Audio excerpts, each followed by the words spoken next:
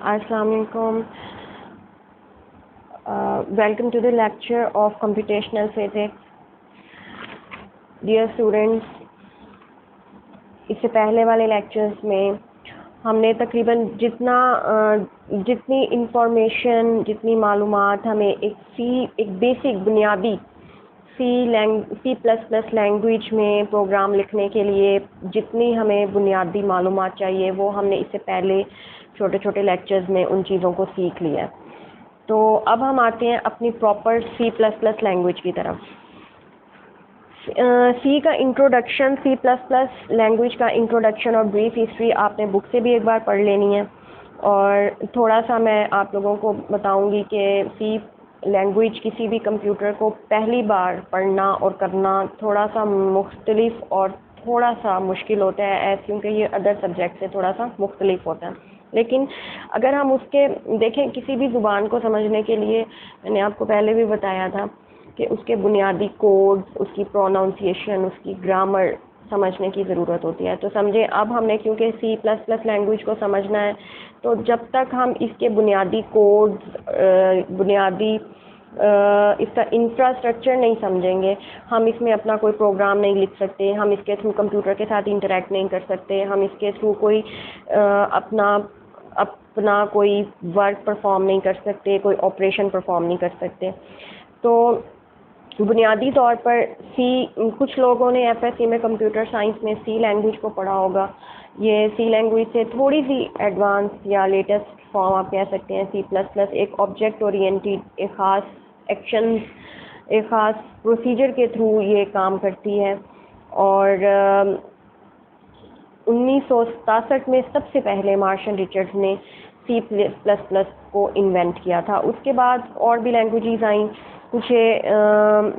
इसको असल में सबसे पहले ऑपरेट किया गया ऑपरेटिंग सिस्टम्स के ऊपर और कंपाइलर्स के ऊपर।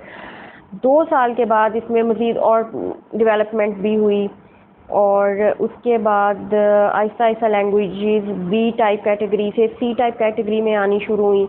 तो इन अर्ली 1980s जो मौजूदा C++ लैंग्वेज है, ये स्ट्राउस्ट्रप ने C++ लैंग्वेज 1980 में तकरीबन ये दरियाफ्त की या उसने बनाई। और उसने पहले C लैंग्वेज, B के बाद C लैंग्वेज डेवलप हो गई थी, उसके बाद C++ डेवलप हुई। और firstly it was design for the Unix system environment.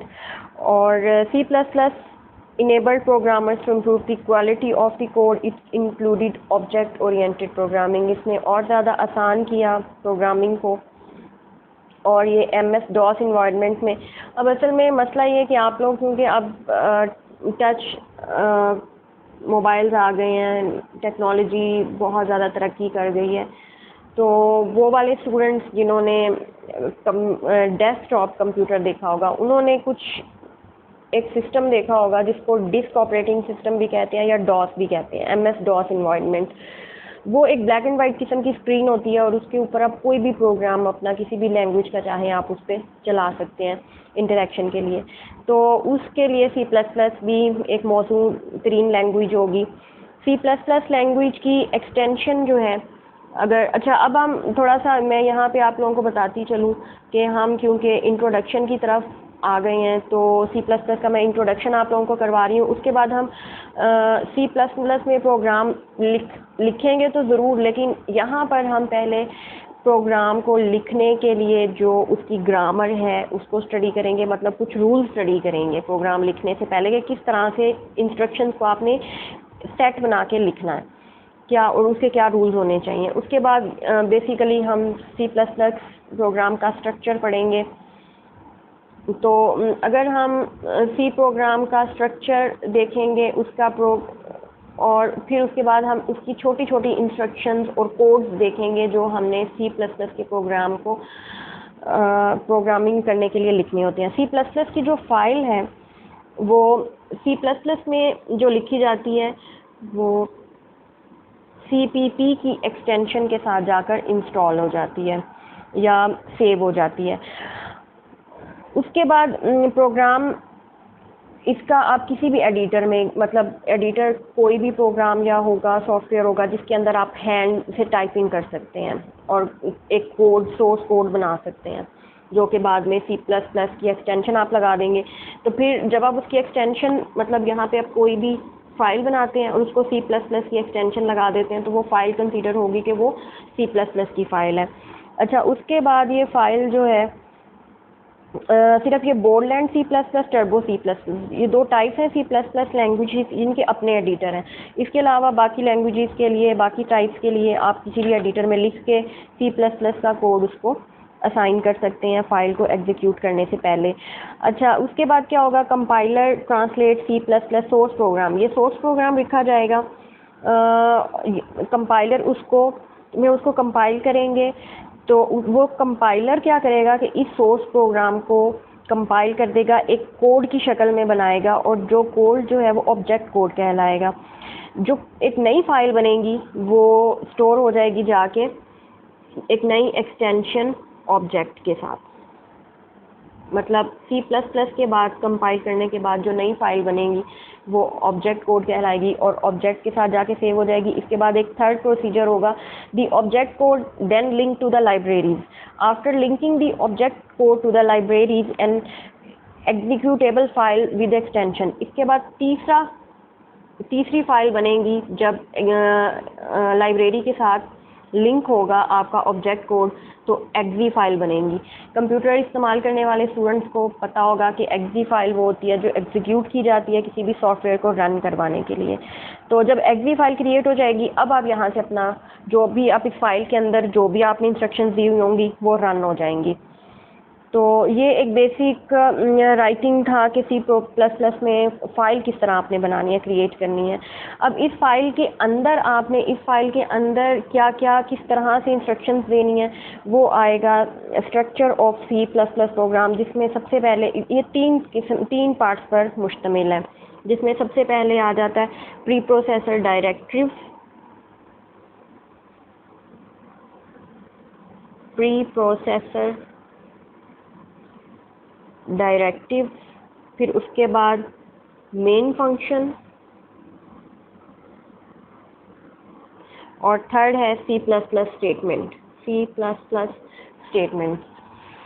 ये इन तीनों को अब हम थोड़ा थोड़ा पढ़ेंगे। अगर सबसे पहले अगर मैं आपको प्री प्रोसेसर डायरेक्टिव्स के बारे में थोड़ा सा बताऊं कि ये क्या होते हैं, तो डायरेक्टिव जैसे किसी भी इंस्ट्रक्शंस को या अपने किसी भी जो भी आप फंक्शन या कोई ऑपरेशन परफॉर्म करवाना चाहती हैं उसको जब भी इंस्ट्रक्शन की फॉर्म में लिखेंगे तो वो डायरेक्टिव कहलाएगा। प्री प्रोसेसर डायरेक्टिव का मतलब ही है कि प्रोसेसिंग से पहले वाली जो इंस्ट्रक्शन होगी वो प्री प्रोसेसर डायरेक्टिव कहलाएगी।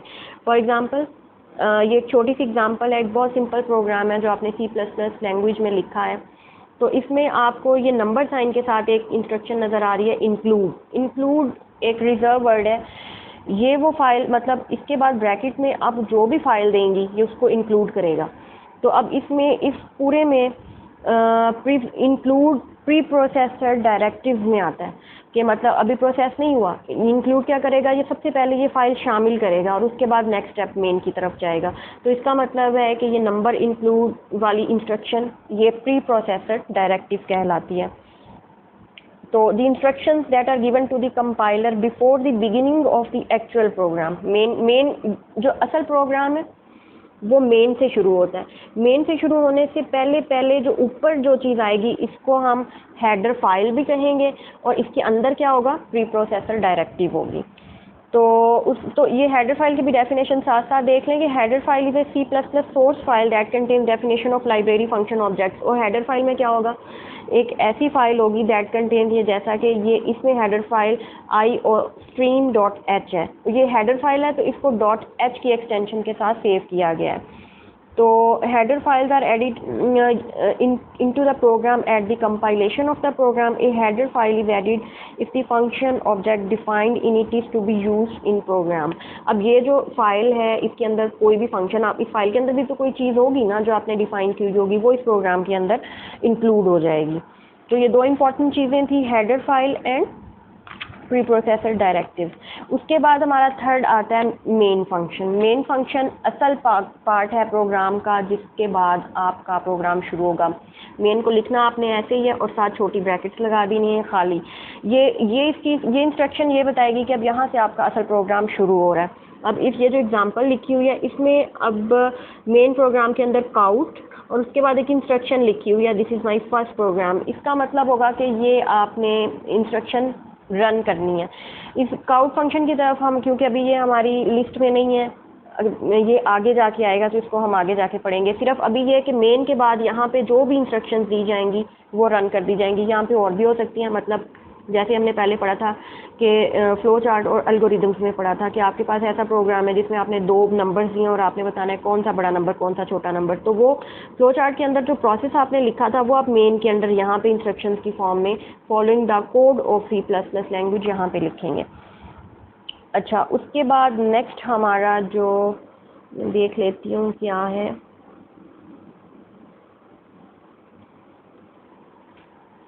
नेक्स्ट हमारा वही मेन फंक्शन का ही सिंटैक्स मतलब कि क्या लैंग्वेज का सिंटैक्स है, किस तरह से आपने लिखा है, तो वो मेन प्रोग्राम स्टेटमेंट्स यहाँ लिखेंगे। तो ये समझें कि ये मेन फंक्शन का सिंटैक्स है पूरा।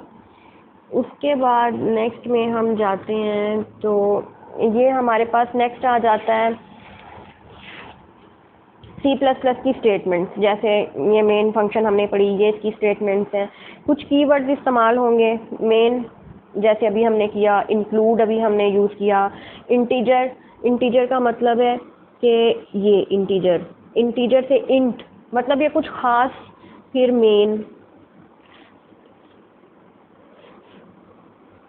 मेन और इस तरह के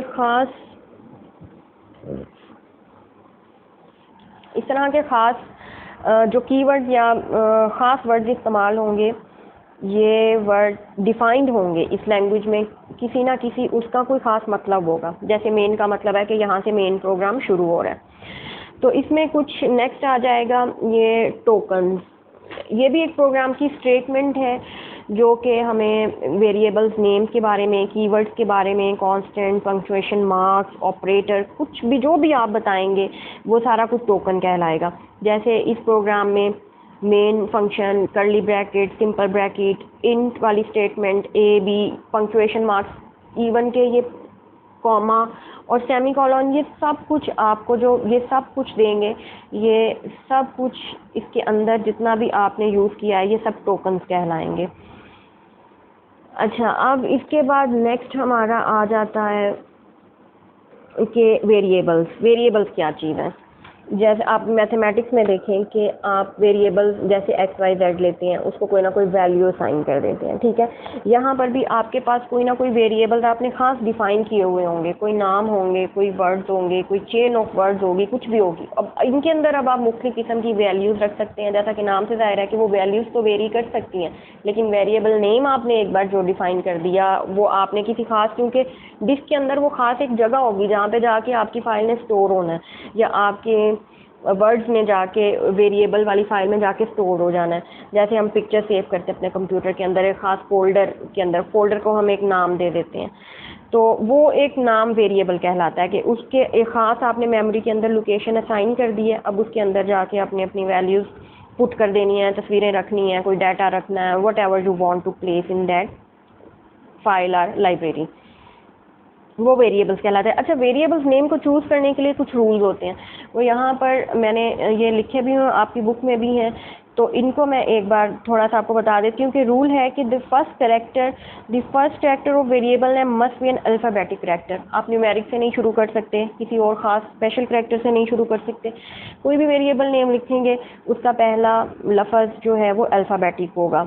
दूसरा है underscore can be used as first character, बाकी सब तो नहीं, लेकिन अंडरस्कोर को फर्स्ट कैरेक्टर रख सकते हैं। तीसरा है blank spaces are not allowed.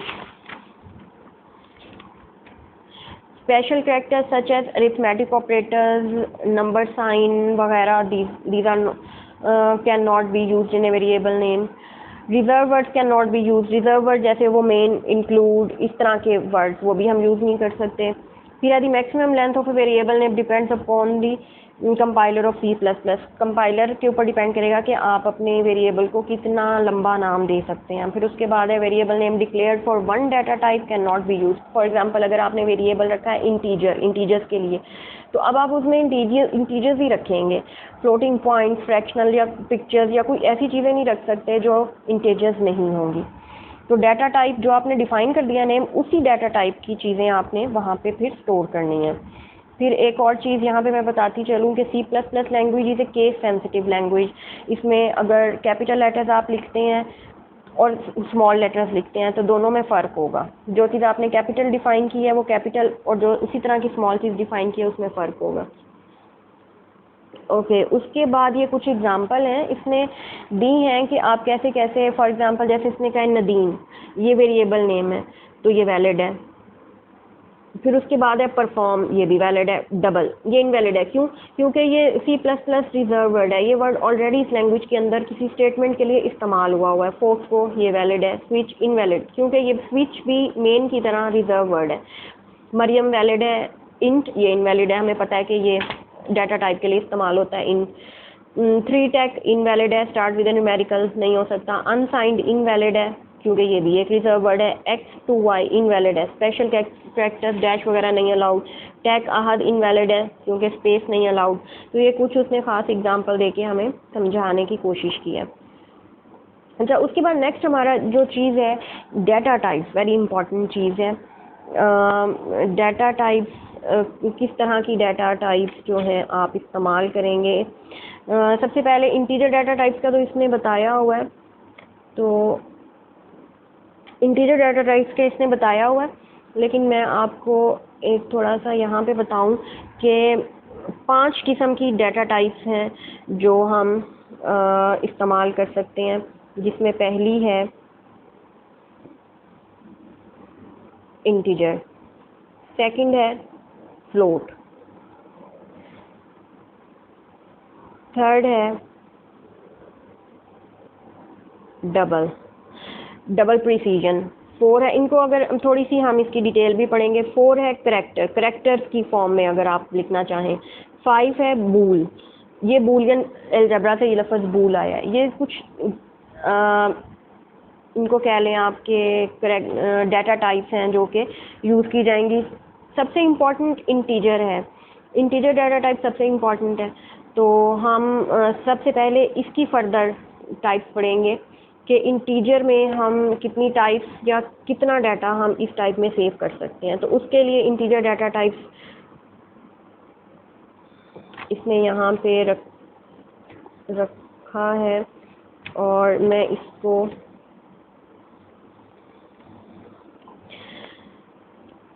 Integer data types में हमारे पास आ जाती हैं, जैसे ये शॉर्ट का मतलब है शॉर्ट इंटीजर, और ये सबसे मिनिमम या छोटी डाटा टाइप होगी जिसमें 2 बाइट्स मिनिमम साइज़ होगा इसका। 2 बाइट साइज़ का मतलब ये है, जैसे 1 बाइट में आपके पास 8 बिट्स होती हैं, 2 बाइट्स का मतलब है 2⁻16।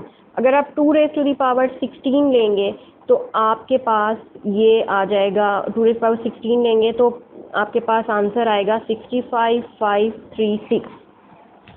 ठीक है, यहाँ तक। लेकिन हमें हमारे पास क्योंकि हमने नेगेटिव से पॉजिटिव तक जाना है, ठीक है, तो हम इसकी 2 बाइट्स लेंगे।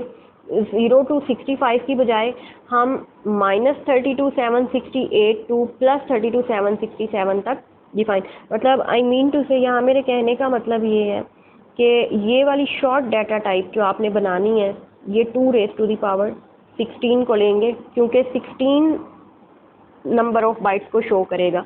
आप कोई भी 2 बाइट्स, 1 बाइट, 4 बाइट, किसी भी डाटा टाइप की आप रेंज निकाल सकते हैं by using the formula 2⁻n, where n is the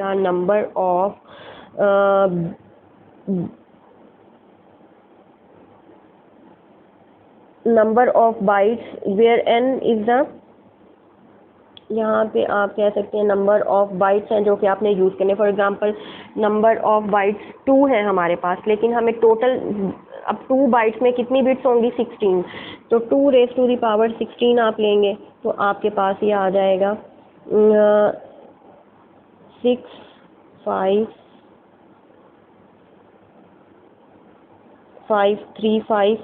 तो इसको लेकिन हम ये 0 to 65 तक नहीं, हमें तो नेगेटिव से पॉजिटिव तक चाहिए 2 बाइट्स की, तो ये हमारी -32 टू +32 67 तक शॉर्ट इंटीजर टाइप्स डाटा होंगी। फिर अनसाइन शॉर्ट का क्या मतलब है कि अब आप इस ऊपर वाले में से माइनस हटा दें। जब माइनस हटा देंगे तो फिर हमारा 2 रेज़ पावर 16 पूरे का पूरा 0 to 65। अब 36 क्यों नहीं ऐड होगा, क्योंकि हमने 0 ऐड कर लिया, तो टोटल अमाउंट 0 to 65,536 ही बनेगी 0 को शामिल करके, लेकिन जाएगी वो कहाँ तक, लिमिट कहाँ होगी 35 तक।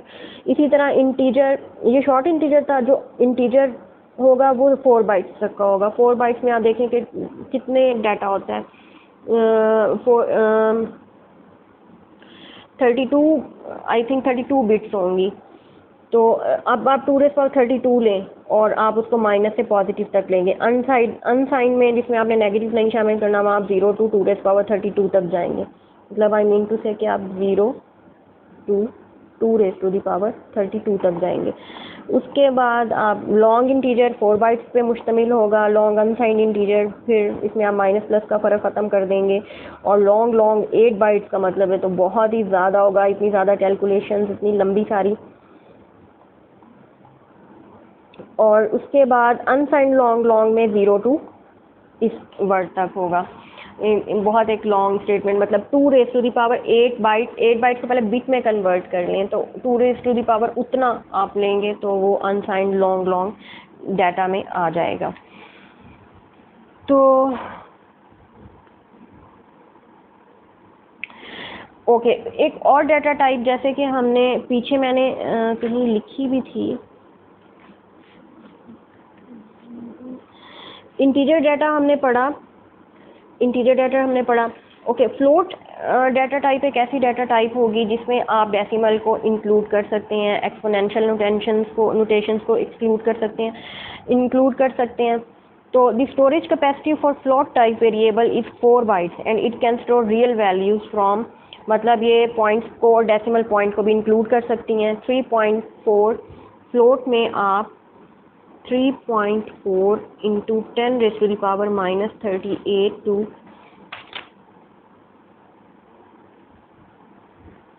store values from 3 to 3.4 into 10 raised to the power +38 तक वैल्यूज फ्लोट में जाके स्टोर हो सकती हैं। और ये 4 बाइट्स की वैल्यूज होंगी, वो यहाँ पे आके मतलब 2 raise to the power 4 bytes को बिट में कन्वर्ट करके उतनी 2 की पावर बना लें तो ये आंसर आ जाएगा। तो ये फ्लोटिंग डाटा टाइप हो गया। और उसके बाद लॉन्ग भी हमने पढ़ लिया। डबल डाटा टाइप की भी वैल्यू हमने पढ़ लिया। डबल डाटा टाइप में आएगा कि आपकी जो ये लार्ज वैल्यूज़ के लिए इस्तेमाल होता है, और फॉर डबल मतलब 8 बाइट्स के लिए। अब 8 बाइट्स का मतलब है 8 बाइट्स, वन बाइट में 8 बिट्स होती हैं।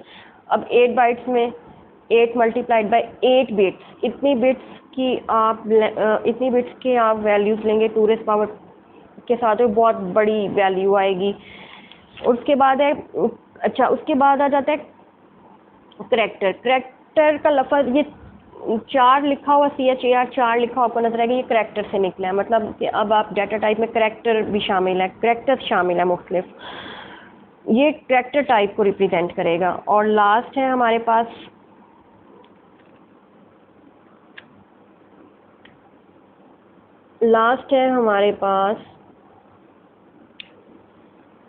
बूल का लफ्ज़ निकला है बूलियन से। C+ ऊपर जितने भी हमने करैक्टर्स पढ़े हैं ये सारे के सारे C में भी मौजूद हैं, लेकिन बूल डाटा टाइप C में मौजूद नहीं है, ये C++ में आई। और ये लॉजिक्स को रिप्रेजेंट करने के लिए इस्तेमाल होगी, जहाँ पे ट्रू एंड फॉल्स लॉजिक इस्तेमाल होंगे, on end of type data इस्तेमाल होगा, लॉजिकल बात होगी, वहाँ पे हम ये वाला डाटा टाइप इस्तेमाल करेंगे, बूल डाटा टाइप। ओके इसके बाद हमारा नेक्स्ट टॉपिक तो था डिक्लेरेशन ऑफ वेरिएबल्स, बट लेकिन मेरा ख्याल है today's lecture we should end here, so will meet tomorrow, till then good luck. Thank you for watching. I might be able to stop this video